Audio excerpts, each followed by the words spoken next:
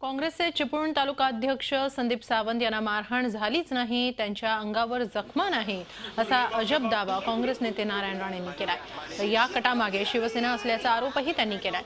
तर अंतरिम जामीन मिळालेले माजी खासदार निलेश राणे आज सकाळी चिपळूण पोलीस स्थानकात हजर झाले आणि त्यांनी जबाब नोंदवला। पोलीस निरीक्षकांसमोर 2.5 तास बसून त्यांनी जबाब नोंदवला। लिखित स्वरूपातल्या प्रश्नोत्तरात हा जबाब नोंदवण्यात आला। दरम्यान संदीप सावंत आणि त्यांची पत्नी शिवानी सावंत यांनी नारायण राणेंचे आरोप खोडून काढताना त्यांच्यावर जोरदार पलटवार केलेत। पैशाची मागणी त्यांनी केल्यामुळे, निलेशनी नकार दिल्यामुळे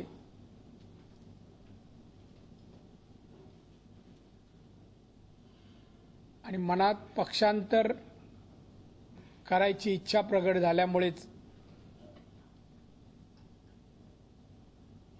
अशा प्रकारचं षडयंत्र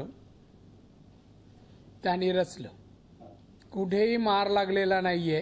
हे पट्ट्या बिट्ट्या सगळं बनावट मी हॉस्पिटलला जाऊन पाहिलंय,